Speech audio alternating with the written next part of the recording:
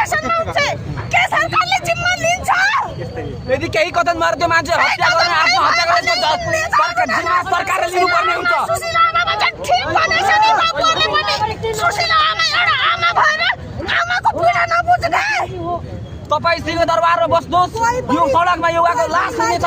तपाई सिंहदरबारमा बस्नुहोस् सडकमा युवाको लास हुनेछ तपाईको सिंहदरबार खोलाडी मिलेको छैन भने मेरो पुलले रगाउनु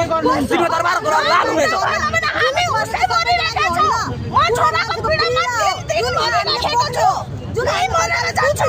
तर के गर्नुहुन्छ उहाँले कानमा तेल हालेर बसिराख्नुपर्छ आफ्नो गति सम्हालेर बसिराख्नुपर्छ किन होइन यो सरकारले कसरी बुझ्छ के हाम्रो किन कसरी मर्नु छ भने पीडा कहिले बुझ्छ यही गुन्डाले हाम्रो दुःख पीडा कहिले बुझ्छ के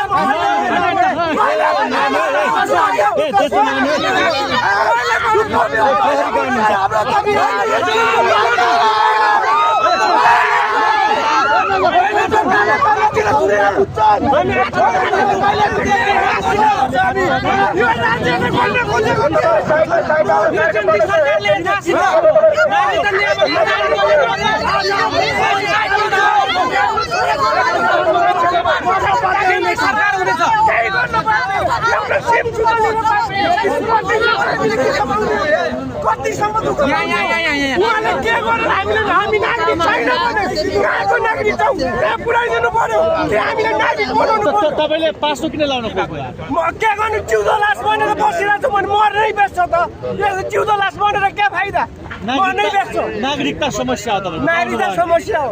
हामी विगत 8 दिनदेखि धर्ना बसिरहेका छौँ आमाको नामबाट बाउको नागरिकता छैन आमाको नामबाट नागरिकता चाहियो के हामी आमाको सन्तान हाम्रो आमा नेपाली नागरिक होइनन् र होइन भने हामी कहाँको नागरिक छौँ यदि सुशीला कार्की गरिदिनु पर्यो नि हाम्रो माग छैन भने हामी कहाँबाट आएका छौँ हामीले त्यहाँ पठाइदिनु पर्यो कति वर्ष पुग्नुपर्छ म 35 वर्ष पुगेँ 35 वर्ष नागरिकता छैन छैन कामकाज के गर्नुहुन्छ